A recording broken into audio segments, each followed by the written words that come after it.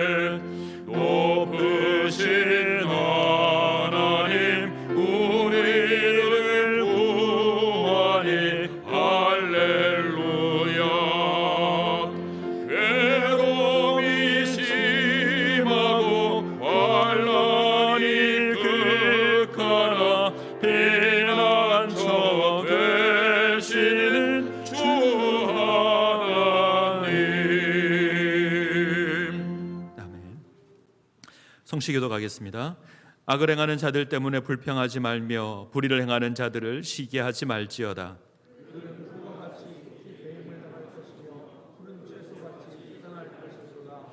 여호와를 의뢰하고 선을 행하라. 땅에 머무는 동안 그의 성실을 먹을거리로 삼을지어다.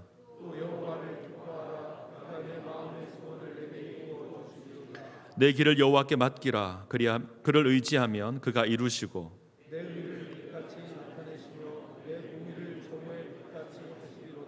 여호와 앞에 잠잠하고 참고 기다리라.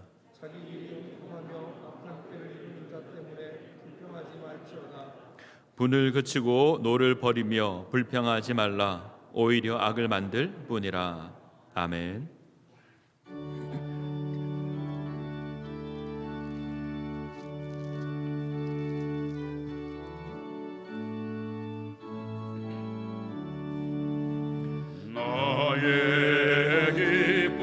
나의 소망 되시며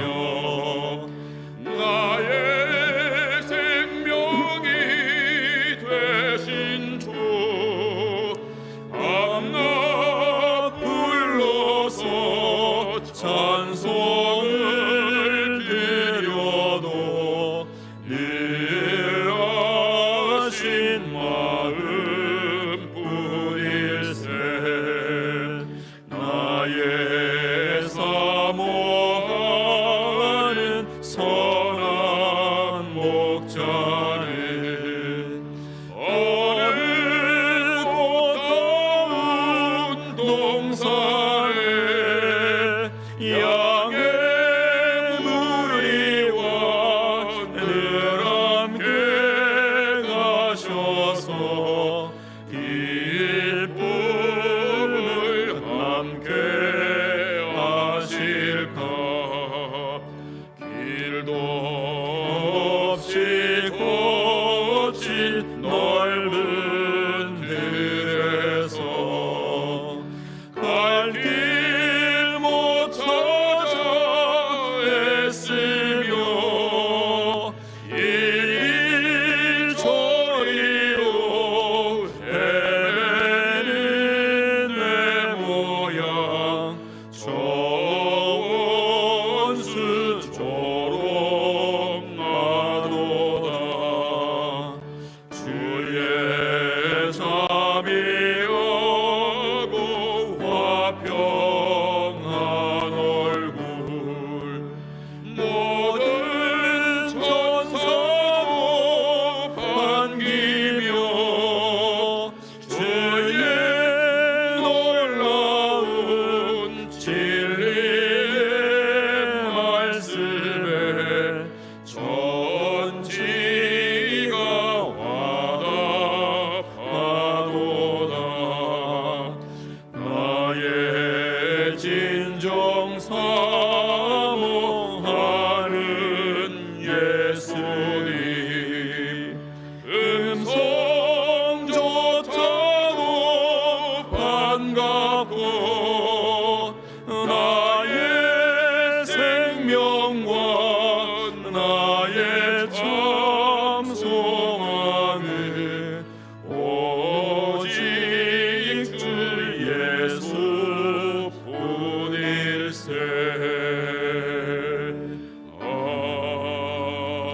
아멘.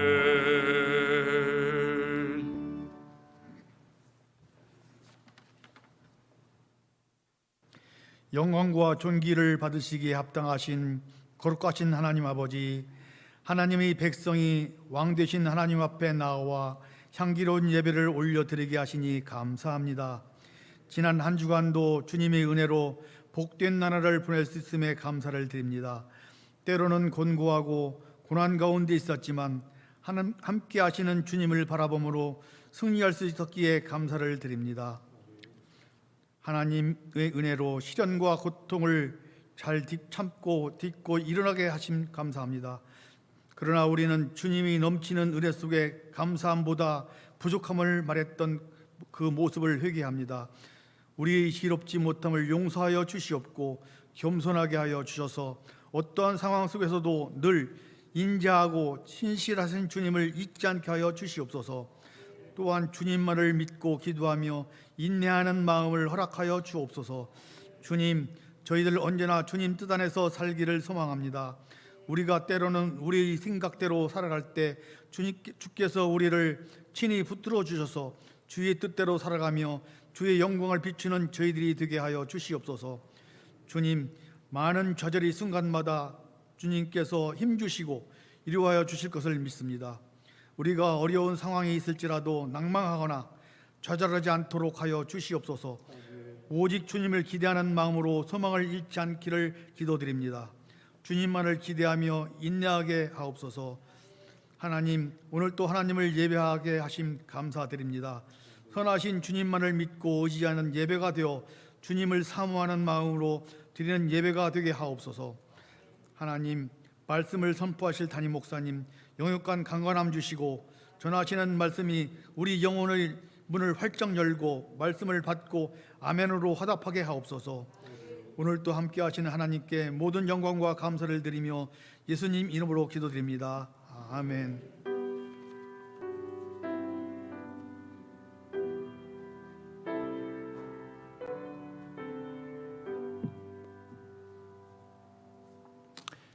이제 하나님께 예물 드리겠습니다. 수전위원 앞으로 나오시기 바랍니다.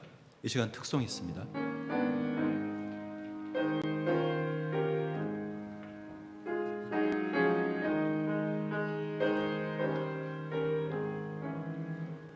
나 행한 것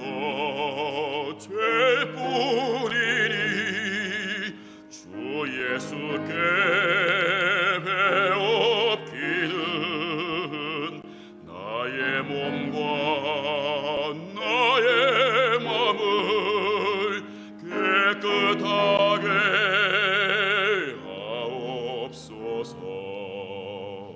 물 가지고 날 씻든지 불 가지고 태우든지 내 안과 밖 다 닦으사 내 모든 죄 멸하소서.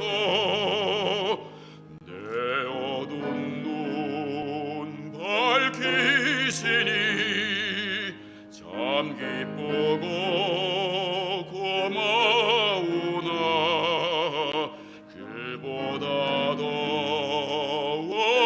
원하오니 정결한 마음 주옵소서. 물 가지고 날 씻든지 불 가지고 태우든지 내 안과 밖 다 닦으사 내 모든 죄 멸하소서.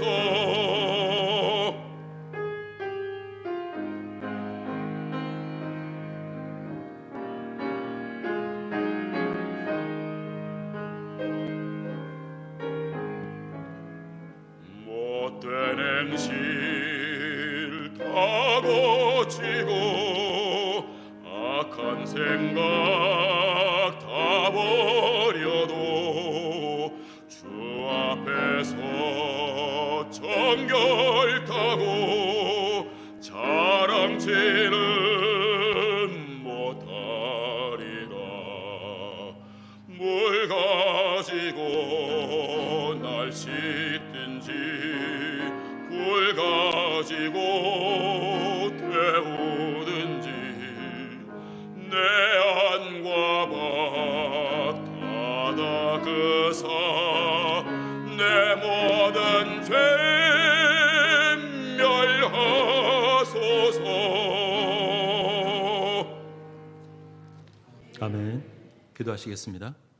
크신 사랑과 은혜로 저희들을 구원하여 주시고 이 땅 가운데 섭리하시는 하나님, 오늘 거룩한 주일에 저희들을 주님 전에 불러 모아 예배케 하시니 감사드립니다. 살아 숨쉬는 동안 하나님께서 베풀어 주신 그 인자하심과 저희들 인생 가운데 베풀어 주신 기적을 기억하게 하시고 감사하는 주의 백성 되게 하여 주옵소서. 이 시간 하나님께서 베풀어 주신 그 은혜 감사하여서 하나님께 예물 드립니다. 이 예물 기뻐 받아주시고 연락하여 주옵소서. 우리의 삶을 주장하시는 분이 하나님이심을 고백하며 하나님의 것을 구분하여 10의 1을 드립니다. 하나님께서 베풀어 주신 그 은혜에 감사하여 감사 예물 드립니다. 하나님 나라 확장을 위하여 목적 예물을 드립니다. 하나님 예물이 사용되는 곳마다 하나님의 은혜와 사랑이 선포되게 하시고 하나님께 영광되게 하여 주시옵소서. 예물 드리는 손길 기억하여 주시고 우리 하나님 은혜 베풀어 주옵소서. 무엇보다 우리의 모든 삶이 하나님의 것임을 기억하게 하시고 우리의 삶으로 하나님께 영광 돌리는 주의 백성 되게 하여 주옵소서. 예수님의 이름으로 기도합니다. 아멘. 은혜 받으실 말씀은 신약성경 누가복음 2장 1절로 11절까지 말씀입니다. 신약성경 누가복음 2장 1절로 11절까지 신약성경 89면입니다.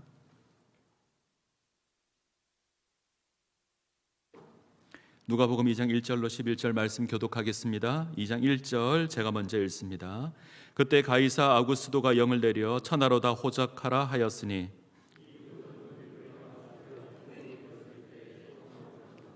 모든 사람이 호적하러 각각 고향으로 돌아가매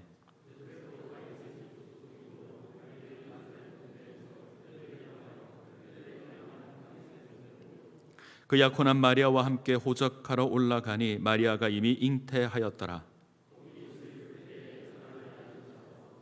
처자들을 낳아 강보에 싸서 구유에 뉘었으니 이는 여관에 있을 곳이 없음이러라.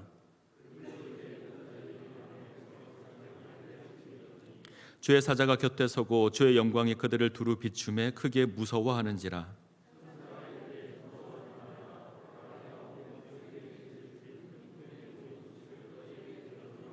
같이 읽겠습니다. 오늘 다윗의 동네에 너희를 위하여 구주가 나셨으니 곧 그리스도 주시니라. 아멘. 이제 담임 목사님 나오셔서 강보에 쌓여 구유에 누인 아이를 보라라는 제목으로 말씀 증거해 주시겠습니다. 말씀 증거하실 때 많은 은혜 받으시기 바랍니다.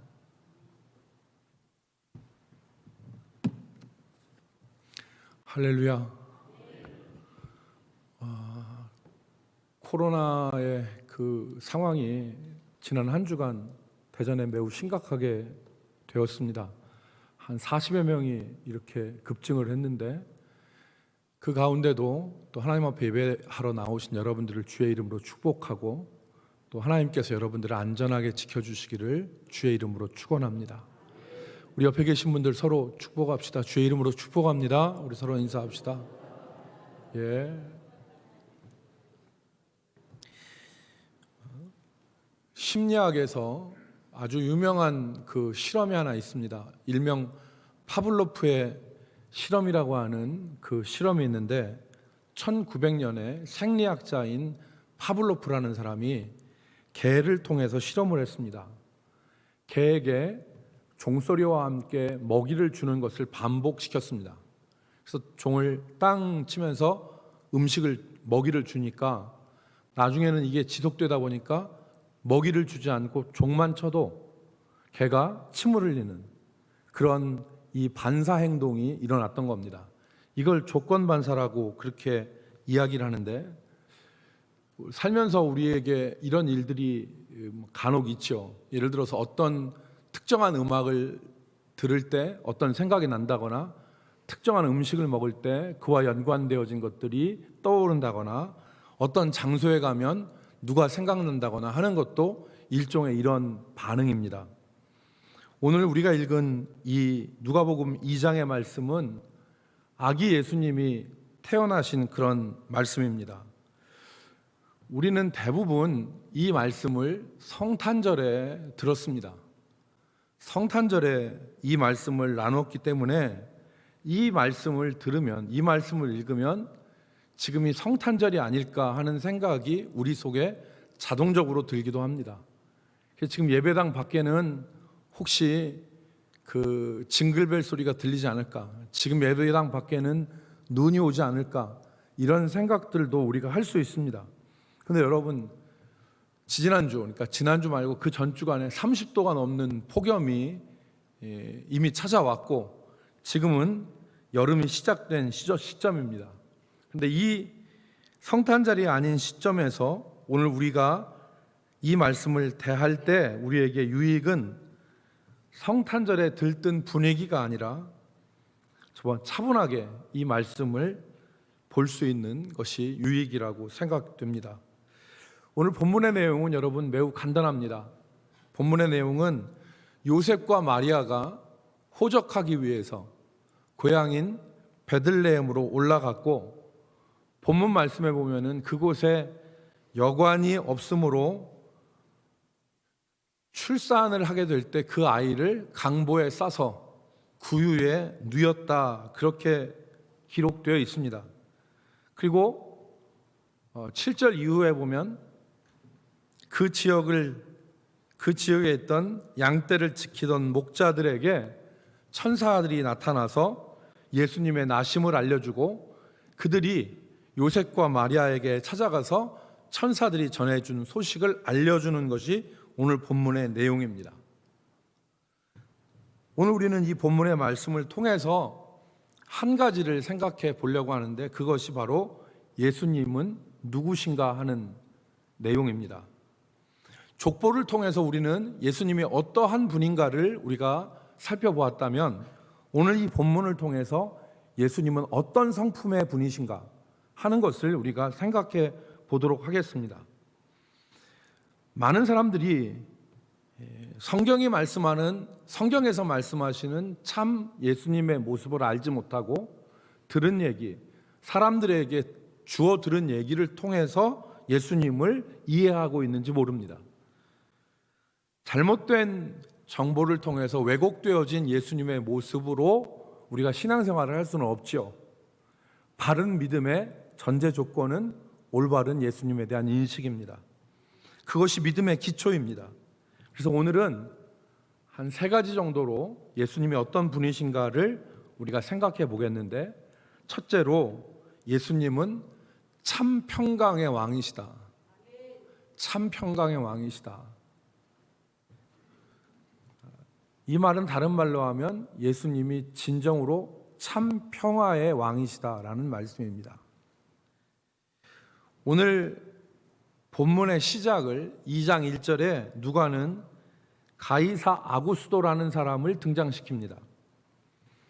그가 천하로 다 호적하게 하는 명령을 내렸을 때에 사람들이 각각 호적하기 위해서 자기 고향으로 돌아갔다, 그렇게 기록되어 있습니다. 여기서 가이사 아구스도는 로마의 황제를 가리킵니다. 특별히 이 아구스도라는 말은 세계사에서 아우구스투스라는 말로 우리들이 들었습니다. 이 아우구스투스라는 말은 로마의 황제 옥타비아누스에게 주어진 호칭입니다. 저 여러분 유명한 로마의 황제 시저가 가이사가 죽고, 그러니까 삼두 정치를 했던 이 사람들이 다 이제 소멸하고 가이사가 정권을 잡죠. 그런데 이 가이사가 죽고 로마가 혼란과 분열을 거듭하다가 두 번째 삼두 정치를 하는데 그 중심 인물이 바로 누구냐면 옥타비아누스하고 안토니우스였습니다. 그런데 이 31년, 주전 31년에 악티움 해전에서 이 옥타비아누스가 자기 정적인 안토니우스를 따돌리고 로마의 정권을 잡습니다. 1인자가 됩니다. 그랬을 때에 로마의 원로원이 주전 29년에 이 옥타비아누스에게 로마의 황제라고 하는 칭호를 수여합니다. 그 전까지는 공화정 정치였는데 이 옥타비아누스가 워낙 강력한 정치를 펼치니까 로마 원로원이 이 옥타비아누스에게 로마의 황제라고 하는 이름을 줍니다. 칭호를 줍니다.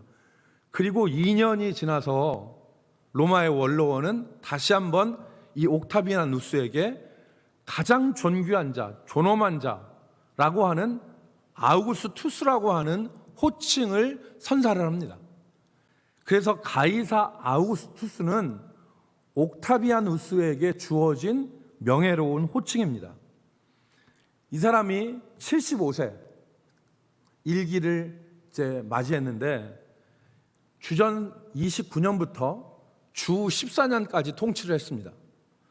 이 통치를 하면서 로마의 전성기를 이끌었는데, 이 로마의 전성기를 우리가 소위 얘기하는 팍스 로마나, 로마의 평화라고 하는 팍스 로마나의 시대를 연 사람이 바로 누구냐면 이 옥타비아누스, 가이사 아우구스투스, 이 사람입니다. 이 사람의 로마의 전성기, 로마의 평화를 이끌었는데, 오늘 우리가 읽은 본문에서 보는 바와 마찬가지로 로마 제국 영토 안에는 평화가 깃들었고, 그의 말 한마디로 천하 모든 사람이 다 호적하러 가는 일사불란함의 이러한 이 모습도 이루어졌던 것입니다. 그런데 역사가들이 말하듯이 이 로마의 평화가 진정한 평화였느냐 하는 것은 의심스러운 일입니다. 왜냐하면 유대인들과 다른 로마의 정복민들은 로마의 평화가 결코 평화일 수가 없었습니다. 그건 힘으로 짓누른, 아무것도 할 수 없는 그런 짓눌림의 상태였지 진짜의 평화는 아니었죠. 여러분, 지금 미국에서 그 인종차별 문제로 미국이 데모가 일어나고 시끄러운데, 그 요체가 뭐냐면 경찰들이 이 사람들의 모가지를, 이 목을 이 무릎으로 짓누르는 거 아닙니까? 그러면 거기 있는 사람이 아무 짓도 못해요. 그러니까 그 사람이 죽어가면서 한 말이 내가 숨을 쉴 수 없습니다. 내가 숨을 쉴 수 없습니다 라고 얘기했지만 전혀 무시하고 계속 이 무릎으로 발을, 모가지를 짓눌렀기 때문에 그 사람이 사망에 이른 거 아닙니까? 아무것도 할 수 없었습니다. 그러니까 로마의 평화는 로마의 힘으로 짓누르는 평화이지 거기에 진짜 평화가 있었느냐, 그거는 생각해 볼 문제라는 것이죠. 여러분, 오늘 유대인들은 이 로마에게 압제와 착취를 당함으로 피폐한 삶을 살았습니다. 여리고의 세리장 삭개오라는 사람이 세리장으로 살았는데 이 세리들이 창녀보다 못한 취급을 받지 않았습니까? 왜 그렇습니까? 로마의 착취에 앞잡이가 되었기 때문에 그렇지 않습니까? 여러분, 그런 상황에서 오늘 누가는 이 아우구스투스, 가이사 아우구스와 대조되어지는 한 왕을 소개합니다. 그게 바로 누구입니까? 강보에 쌓여서 구유에 누인 어린 사람, 예수 그리스도. 11절 말씀에 오늘 누가는 앞에서 가이사 아우구스투스를 말하고 11절에 다른 왕을 말하죠. 오늘 다윗의 동네에 너희를 위하여 구주가 나셨으니, 소테르라고 하는 구원자, 구주가 나셨으니 곧 그리스도 주시니라. 이때 그리스도 주신이라고 할 때 이 주는 황제에게 붙이는 큐리오스, 진짜 주님이 바로 이 사람이다 라고 누가는 소개하고 있는 것입니다.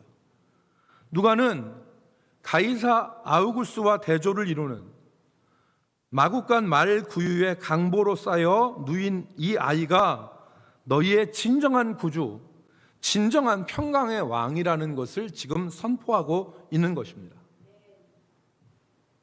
오늘 우리는 이 말씀을 통해서 한번 생각해 볼 수 있습니다.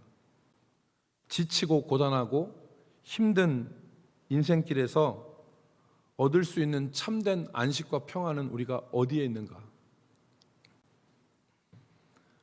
세상의 주인이고 세상을 다 소유하고 그의 말 한마디면 천하가 다 움직이는 힘을 소유한 이 가이사를 통해서는 결코 평화를 누리지 못했습니다.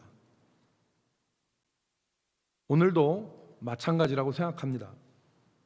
우리가 아무리 통장에 잔고가 많고 내 인생의 불행을 막을 수 있는 힘과 능력을 소유해도 그것은 팍스 로마나와 같은 것입니다.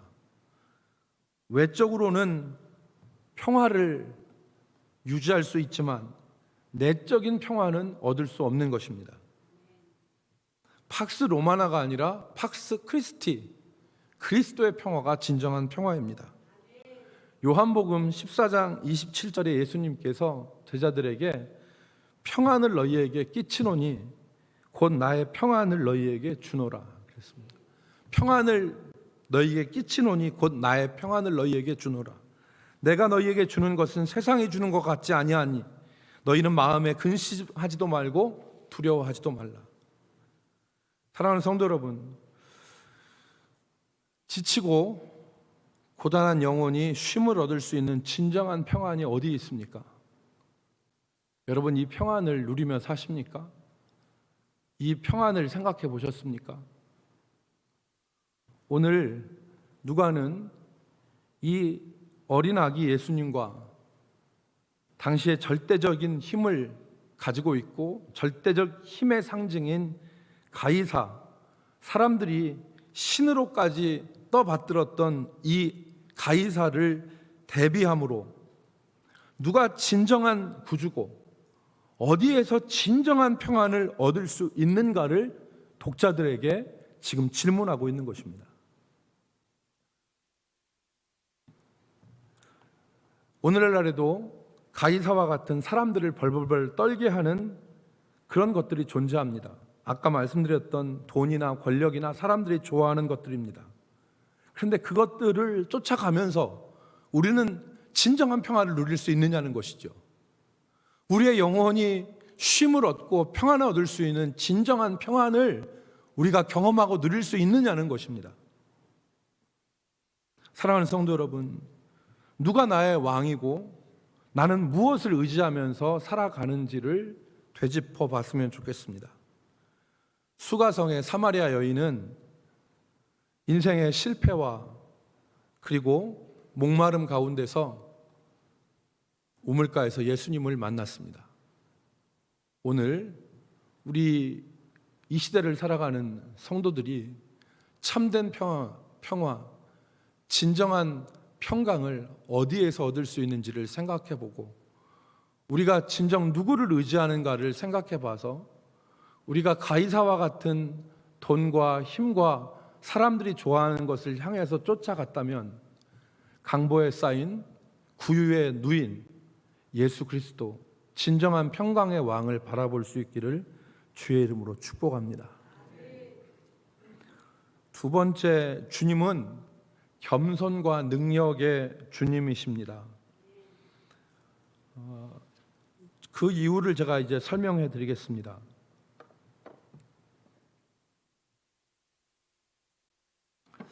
오늘 천사들은 목자들에게 예수님을 찾을 수 있는 표적을 말해 주었습니다. 12절에 보면 너희가 가서 강보에 쌓여 구유에 누여 있는 아기를 보리니 이것이 너희에게 표적이니라 하더니 그랬습니다. 이 표적이라는 말은 표시, 지시 혹은 사인이라 그런 뜻입니다. 우리가 교통 표지판을 보면 예를 들어서 도로를 쭉 가는데 우로 굽은 길, 좌로 굽은 길, 아니면 교차로 이런 신호들이 미리 나오죠. 운전하다가 이 길을 따라가면 길은 우로 굽은 길이 되겠고 좌로 굽은 길이 될 수도 있고 교차로가 나올 수도 있겠구나. 그걸 압니다. 그게 교통 표지판입니다. 표적이란 말은 그런 사인이란 뜻입니다. 즉 목자들에게 너희들이 오늘날 평강의 왕으로 오신 진정한 세상을 구원할 구주를 만나게 될 건데 그 아이는 어떤 아이냐? 베들레헴에 그날 태어난 아이들이 많지는 않았을 것입니다. 그래도 있었겠죠. 근데 그 아이들 가운데서 구주는 누구냐? 강보에 쌓여서 구유에 누인 아이가 진짜 구주이시다 라고 얘기를 해준 겁니다. 이 목자들은 이 표적을 통해서 예수님을 찾을 수가 있었습니다. 그런데 오늘 이 표적은 목자들에게 예수님을 찾을 수 있는 표적으로만 주어진 것이 아니라 오늘 우리에게는 예수님이 어떠한 분인가를 깨달을 수 있는 표적으로, 지시로 주어진 것입니다. 이 본문을 읽으면서 많은 사람들이 성탄절 연극에서 볼 수 있는 구유와 강보에 쌓인 어린아이만 보느라고 진정한 그리스도를 보지 못합니다. 그래서 톰 라이트라고 하는 한 신학자가 이런 비유를 했습니다. 마치 우리가 강아지를 기르는데 강아지를 기를 때 강아지한테 자기가 기르는 강아지한테 얘 아마 멍멍아, 이제 멍멍이라고 한번 이름을 줘봅시다. 멍멍아, 저기 있는 좀 선풍기를 좀 봐라. 그래서 선풍기를 가리켰어요. 그런데 대부분의 강아지가, 아주 똑똑한 강아지 외에 대부분의 강아지가 주인이 저 선풍기를 좀 봐라, 그렇게 하면 선풍기를 보는 게 아닙니다.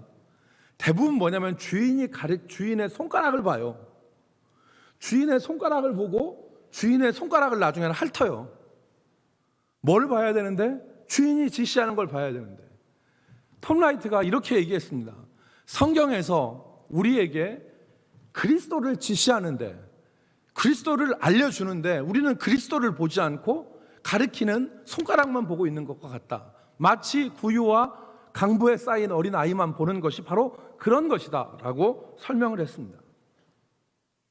우리가 새겨들어야 될 얘기고, 우리가 이 본문을 보면 말구유와 강보에 쌓이는 어린 아이만 보지 이 의미가 무엇인지를 잘 생각하지 않습니다. 이것은 그리스도가 어떤 분이신가를 우리에게 가르쳐 주시는 표지입니다. 그렇다면 강보와 구유가 가리키는 것이 무엇인가? 첫 번째, 강보에 쌓인 아이는 연약함을 상징합니다. 연약함. 이 아이는 아무것도 할 수 없습니다. 강보란 정사각형의 천을 의미합니다. 그러니까 유대인들은, 우리도 그렇지만 유대인들은 어린아이가 태어나면 팔과 발을 곧게 펴서 이 천으로 감쌌어요. 그래서 아이가 팔과 발이 꼿꼿하게 자랄 수 있다고 생각해서 그렇게 둘렀습니다. 그 천이 강보입니다. 그래서 강보에 쌓인 아이는 아무것도 스스로 할 수 없습니다. 연약함의 상징이죠. 그러나 역설적으로 이 연약한 아이, 강보에 쌓인 아이가 세상을 구원합니다. 누구도 이길 수 없었던 죄와 사망의 권세를 깨뜨리고 누구도 할 수 없던 크신 일을 하신 능력의 주가 바로 이 강보에 쌓인 어린 아이입니다. 강보에 쌓인 아이는 가이사와 같은 절대 권력이나 힘 이것을 소유하지 못했습니다. 그리고 오직 아버지께 의존하고 아버지에게 의존해서 살았습니다. 그래서 이사야 여러분 53장 2절에 보면 이 연약함에 대해서 말씀하죠. 이사야 53장 2절에 보면 그는 주 앞에서 자라나기를 연한 순 같고, 연한 순 같다는 거예요. 어린아이도 탁 제끼면 부러질 수 있는 연한 순. 그는 주 앞에서 자라나기를 연한 순 같고 마른 땅에서 나온 뿌리 같아서 고운 모양도 없고 풍채도 없은즉 우리가 보기에 흠모할 만한 아름다운 것이 없도다. 마른 땅에서 솟아나온 뿌리가 뭘 볼품이 있겠습니까? 아무 볼품도 없고 연약하기에 그지없는 그 존재와 같은 모습으로 살아가는 그러한 메시아. 우리가 생각할 때 강철과 같고 우리가 생각할 때 폭풍과 같은 힘을 가져야 될 것 같지만 우리를 구원한, 세상을 구원한 구주는 어린 순과 같고 볼품없는 그런 존재라는 것입니다. 그런데 이 연약함에서 강력함이 나온 것입니다. 바울 사도는 이 연약함의 비밀을 알았습니다.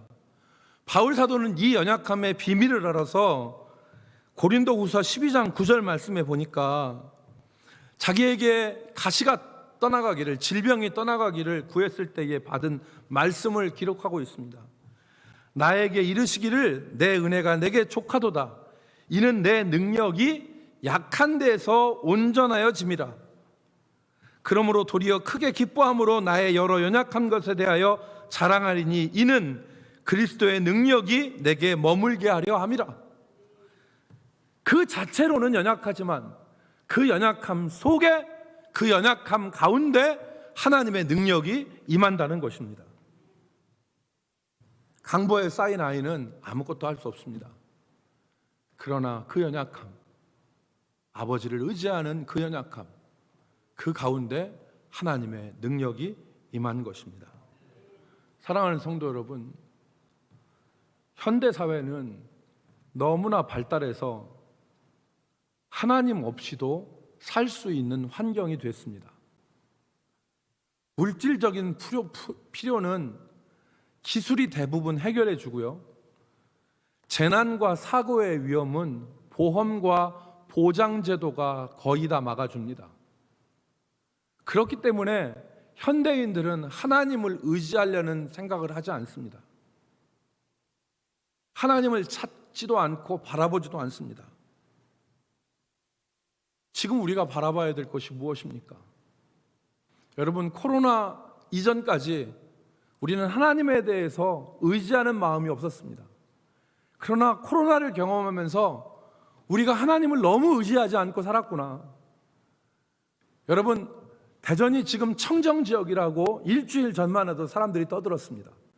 그런데 일주일 전만 해도 그렇게 떠들었는데 확진자가 일주일 새에 한 40여 명이 늘어나니까 장사하는 사람들, 시내 나가면 시내 텅텅 비고 장사하는 사람들은 장사가 될까 전전긍긍하고 지금 그런 상황 되지 않았습니까?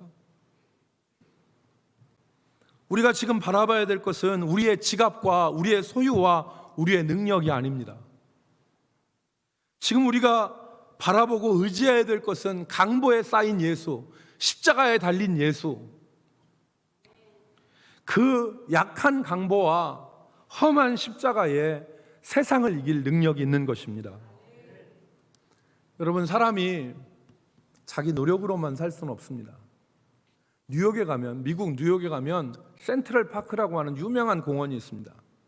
그 공원을 처음 1857년에 이 센트럴 파크 공원을 조성할 때 사람들이 거기다 공원을 짓는 것을 다 반대했습니다. 이 비싸고 좋은 땅에, 여의도 3배만한 면적입니다. 근데 이 비싸고 좋은 땅에 무슨 공원이야. 여기다가 차라리 빌딩을 져서 수익을 내는 게 훨씬 더 낫지. 그렇게 사람들이 얘기를 했습니다. 그때 이 센트럴파크를 설계한 옴스테드라는 사람이 이런 말을 했습니다. 여러분, 지금 이곳에 공원을 만들질 않으면 100년 후에는, 앞으로 100년 후에는 이 너비만큼의 정신병원을 져야 될 겁니다. 지금 공원 안 지으면, 그러니까 사람이 힘센 거, 능력, 그리고 강한 거, 이런 것으로만 살아가면 100년 후에는 이 정도 넓이의 정신병원을 져야 된다는 거죠.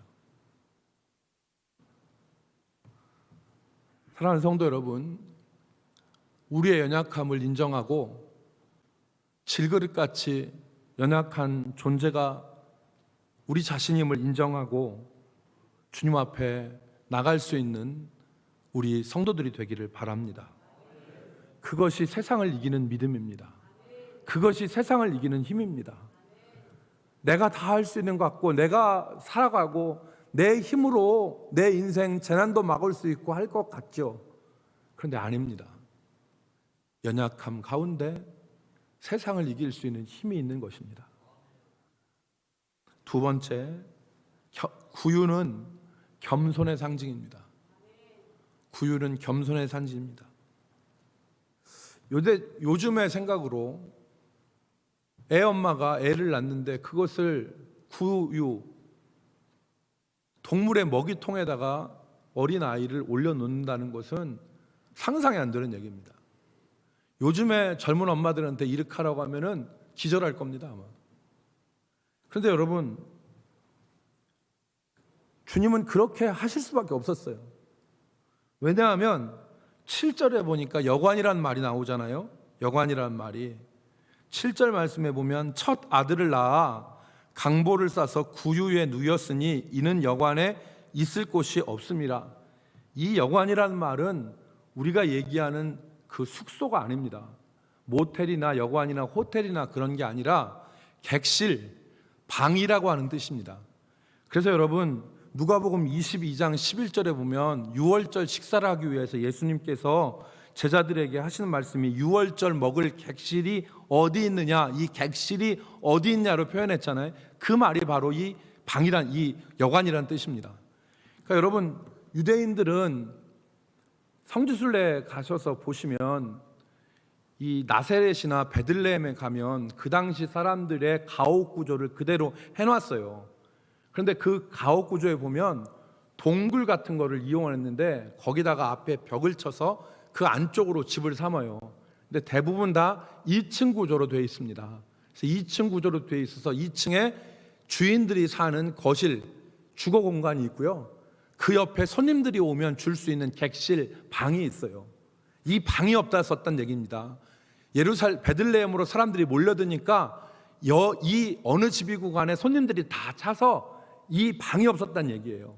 그런데 2층에는 주인이 거하는 공간, 손님에게 줄 객실, 이것이 있고 밑에 1층에는 창고가 있었고 가축들이 머물 수 있는 마구간이 있었어요. 왜냐하면 유대 사회에서는 소나 양이나 이런 가축들이 귀하기 때문에 집안 울타리에다 보호하게 되어 있거든요. 그래서 그 마구간, 그게 있었던 거예요. 그러니까 객실이 없으므로 어디 갔냐면 마구간이라도 좋다. 그래서 거기서 머물다가 마리아가 해산을 한 겁니다. 그러니까 이 땅 바닥에 놓을 수 없으니까 말구유 마구간에다 짚을 놓고 짚을 깔고 그 위에다가 강보에 쌓인 아이를 누인 것입니다. 여러분, 예수님께서 구유 위에 누이셨다는 말은 예수님이 정말 겸손의 왕으로 오신 것을 우리에게 보여주는 말씀입니다. 높고 높은 하늘 보좌도 버리시고 사람들이 흠모하는 왕과 세상의 권력의 보좌도 마다하시고 일반 사람들도 앉기를 주저하는 말구유, 마구간 말구 위에 주님께서 누이신 것입니다. 이것은 초라함과 비천함의 상징입니다. 그러나 이 겸손의 주님이 세상을 구원하신 능력의 주님이신 것을 믿으시기 바랍니다. 오늘 우리가 이 말씀을 생각하면서 일평생 주님은 이렇게 사셨어요. 일평생 주님은 아까 제가 말씀드렸죠. 그리스도를 바라보라는 지시다. 이 말구위와 강보는 주님은 겸손의 왕으로 사신 것입니다. 오늘 우리는 더 높은 자리, 더 좋은 자리, 더 많은 몫을 위해서 안간힘을 다하며 삽니다. 때로는 그것을 위해서 형제를 치기도 하고 이웃을 밟기도 합니다. 그러나 결과는 언제나 좋지 않죠. 욕심을 버리고 낮은 자리로 내려갈 수 있기를 바랍니다. 우리의 욕심을 버리고 낮은 자리로 내려갈 수 있다면 우리는 그 자리에서 주님을 만날 수 있습니다. 욕심을 버리고 낮은 자리로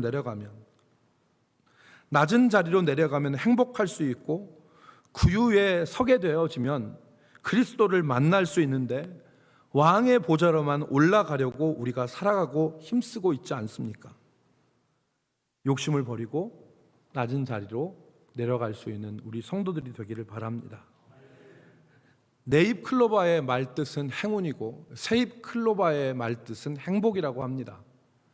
그래서 우리는 이 행운을 우리가 소위 말하는 대박이라고 하는 것을 찾기 위해서 하루하루에 우리의 365일의 삶의 하루하루의 행복, 그것을 짓밟으면서 우리는 행운을 찾고 있는 욕심으로 살아가고 있지 않은지 모르겠습니다.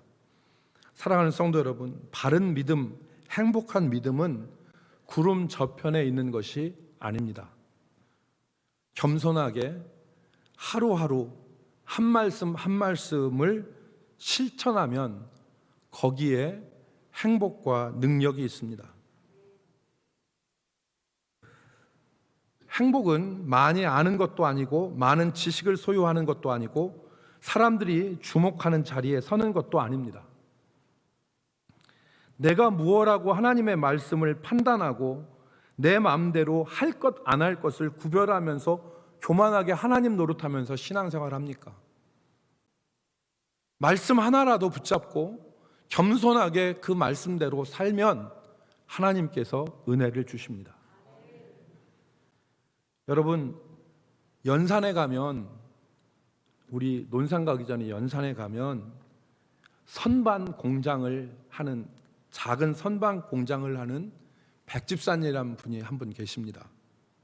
제가 전에 이 집에 한번 방문했었는데 이 백집사님은 작은 기업을 하는데요, 하나님 말씀대로 살려고 소박하게 애써요. 이분의 자녀가 몇이냐면 7입니다. 하나, 둘, 셋, 넷, 다섯, 여섯, 7을 낳았어요. 주례할 때 주례 목사님이 사나 제한하지 말고 하나님이 주시는 대로 그냥 나서 살아라, 그 말씀에 순종해서 하나, 둘, 셋, 넷 낳다 보니까 7까지 낳답니다. 그래서 이 아이들 7하고 부부하고 9명이 살아요. 그리고 사업을 하는데 그때 제가 그 집에 가니까 이 집 식구들이, 그때가 막내가 태어나기 전이었어요. 지금 큰애는 대학교를 가고 막내가 있는데 막내가 태어나기 전인데 6명이 딱 오더니, 6명 있더니 아빠는 신디사이저를 하고 부인은 피아노를 치고 애들은 기타, 플룻, 뭐 악기를 다 하나씩 하면서 저한테 찬양을 들려주더라고요. 그러면서 이분이 하시는 얘기가 뭐냐면, 저는 사업을 하는데 마태복음 5장 42절에 보니까 내게 구하는 자에게 주며 내게 꾸이고자 하는 자에게 거절하지 말라. 이 말씀대로 나와 관계하는 사람 집 이기고 집 밟고 그렇게 하면서 사업 안 하고 손해가 나더라도 하나님 말씀 실천하면서 사업합니다. 처음에는 사람들이 자기 이용했대요. 그러나 지금은 사람들이 자기 신뢰한대요. 코로나가 좀 상황이 되어져서 우리가 오후 예배를 드릴 수 있으면 이분 가정을 한번 초청하려고 합니다. 이분 가정을 초청해. 지금 마지막 이제 쪽말이 7가지 이렇게 있는데 9명이 와서 하나님께 찬양을 하고 자기 사는 얘기를 할 수 있는 기회가 있으면 좋겠는데, 사랑하는 성도 여러분, 욕심을 버리고 낮은 자리에서 주를 바라보며 살아갈 수 있기를 바랍니다. 그것이 능력입니다. 아무리 많이 알고 아무리 좋은 자리에 아무리 이 많은 것을 소유했다 하더라도 지푸라기와 같은 거 아니겠습니까? 말씀을 정리하겠습니다. 누가 진정한 나의 왕입니까? 나는 무엇을 의지하며 살아갑니까? 나는 어디에 서고자 합니까? 우리의 연약함을 인정하고 겸손함으로 말씀을 붙들고 살아가는 축복이 우리 모든 성도들에게 임하기를 주의 이름으로 축복합니다. 거룩하신 하나님, 코로나의 여파 가운데서도 주를 예배하기 위해 나온 주의 백성들을 기억하시고 주의 손으로 붙들어 주시며, 오늘 이 말씀을 통하여 우리가 진정 누구를 바라보고 의지해야 되며 진정 어떤 자리에 서고자 해야 되는가를 우리에게 깨닫게 하여 주셔서 정말 연한 순같이 아무것도 없는 연약한 자 같으나 죄와 사망의 권세를 깨트리고 이길 수 있는 능력의 사람들로 살아가게 하여 주옵소서. 예수님의 이름으로 기도 올리옵나이다.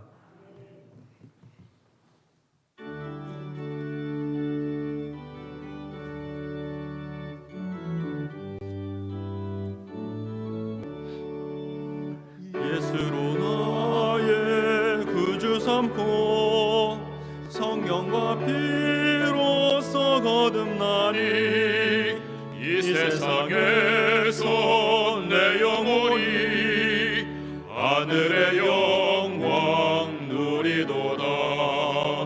이것이 나의 간증이요 이것이 나의 찬송일세. 나 사는 동안 끊임없이 구주를 찬송하리로다. 온전히 주께 맡긴 내 영 사랑의 음성을 듣는 중에 천사들 왕래하는 것과 하늘의 영광 보리로다. 이것이 나의 간증이요 이것이 나의 찬송일세.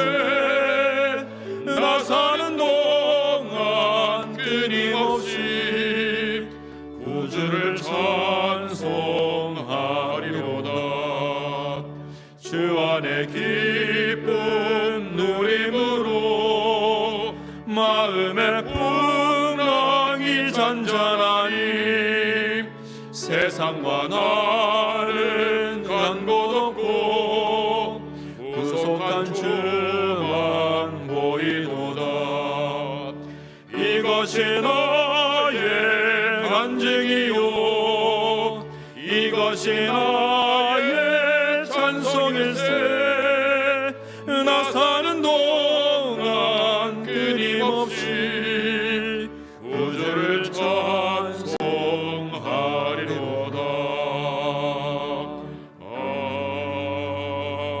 아멘. 지금은 우리의 참 소망과 평안과 생명이 되시는 우리 주 예수 그리스도의 은혜와 우리 하나님 아버지의 크신 사랑과 성령의 교통하심이 오늘도 주를 바라보며 겸손한 자리에서 믿음으로 살기를 결단하는 주의 백성들 위에와 우리 대전 남부교회에 속한 모든 권속들 위에 이제로부터 영원토록 함께 있을지어다.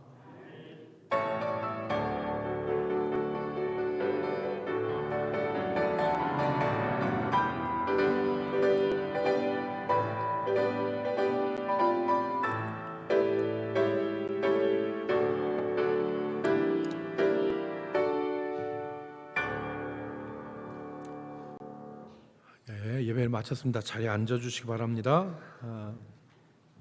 여러분, 코로나로 인하여서 지금 우리 교회가 사후 예배를 드리고 있는데 여러분들의 협조에 진심으로 감사드리고요. 마스크를 꼭 쓰시고 그 다음에 소독을 하시고요. 입구에서 우리가 발열 체크를 하는데 발열 체크에서 열이 있으신 분들은 또 별도의 자리로 이렇게 안내하고 있습니다. 또 함께 하지 못하게 하는데 여러분들이 교회의 지시에 잘 따라주시면 좋겠습니다. 주일학교 오늘 개학하는 곳이 있는데요.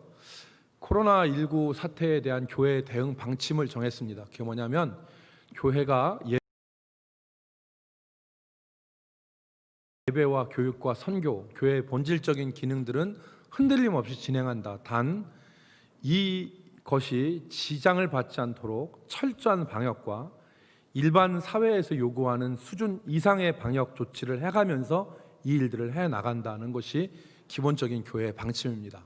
그리고 일희일비하듯이 어떤 순간이 조금 안 좋아지면 뒤로 움츠렸다가 그렇다가 다시 이렇게 하는 것이 아니라 일관되게 교회는 기본적인 사명들을 감당하되 세상에서 요구하는 것보다 더 철저한 모습으로 방역과 방제를 하면서 우리가 진행해 나가도록 하겠습니다. 성도 여러분들은 교회에서 인도하시는 대로 따라오시면 좋겠습니다. 전국 장로회 수련회가 6월 23일 이번 주 화요일부터 목요일까지 있고요. 지난주에 광고한 대로 농소리 교회 부동산이 매각이 되었기 때문에 그 안에 있는 22기의 묘지를 이장을 해야 됩니다. 그래서 이 이장을 위해서 유가족들의 모임을 금요일 11시에 갖고자 하는데 현재 우리 교회에 나오지 않는 그런 옛 성도들도 연락이 되시는 분들은 꼭 안내해 주셔서 이렇게 참여할 수 있도록 해주시고요. 그분들과 연락이 마냥 안 될 경우에는 이제 일정 기간 공고를 하고 그리고 그 이장 절차를 밟아서 법적 절차가 있습니다. 그 법적 절차로 진행을 할 수밖에 없기 때문에 여러분들이 그 유족들과 함께 이야기하는 것이 좋겠습니다. 꼭 광고해 주시고 유가족들은 참석해 주시면 좋겠습니다. 내일 주다산 교회 권순호 목사님이 담임하시는 동탄의 주다산 교회에서 다음 세대 부흥 컨퍼런스가 있는데 저와 교육자 5분이 아침부터 이 세미나에 참석하도록 그렇게 하겠습니다. 기도해 주시기 바라겠고요. 주중에 안동현 집사님 부인 되시는 김명애 집사님의 부친께서 이렇게 소천하셔서 장례를 치렀고요. 이 분이 90세이신데 올해 향년 90세이신데 그 자녀들 우리 김명희 집사님의 언니 되시는 분은 호주에서 지금 목회를 하시는 사모님이신데 또 간절히 기도하고 김명희 집사님 또 하시고 해서 이 병상에서 그리스도를 영접하셨어요. 영접하신 상황에서 소천을 하셨는데 참 다행한 일이라 생각하고 두 분을 위로해 주시고 오늘 강단의 예쁜 화분은 고 문태순 권사님의 자녀들이 권사님의 장례가 은혜 중에 맞춰짐을 감사하면서 화분을 봉헌했습니다. 가족들이 자녀들이 예배에 참석해서 앞자리에 앉았는데 잠깐 일어나시면 우리 박수로 우리 격려하도록 그렇게 하겠습니다. 잠깐 일어나시면 우리 감사합니다. 어제 당회를 해서 코로나 이후에 우리 교회가 나갈 방향들을 좀 가닥을 잡았습니다. 그래서 어제 나눈 결과를 통해서 우리 성도들의 의견을 청취해서 앞으로 이 코로나가 우리가 소위 얘기하는 뉴 노멀이라는 것이 앞으로 펼쳐지지 않습니까? 새로운 일상, 새로운 환경이 되는데 언제까지나 교회가 그냥 숨만 깔딱거리는 형태로 예배하는 형태로 지나갈 수 없다. 그래서 이 뉴 노멀에 맞는 교회의 모습을 우리가 세팅을 하고 진행해 나가도록 하겠습니다. 여러분들 조만간에 이 일들이 진행될 텐데 여러분 기도해 주시고 교회가 그 일들을 행할 수 있도록 지혜를 모아주시면 좋겠습니다. 옆에 계신 분 서로 축복하고 인사하도록 하겠습니다. 주님의 이름으로 축복합니다. 주의 사랑으로 사랑합니다. 우리 살아계신 주 찬양하고 집으로 돌아가도록 하겠습니다.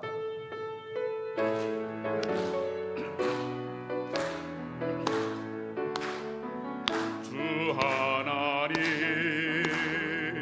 독생자 예수 날 위하여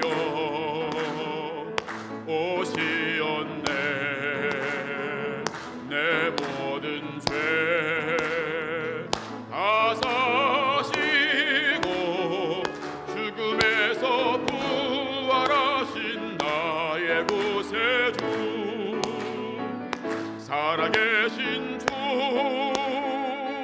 나의 참된 소망 걱정 근심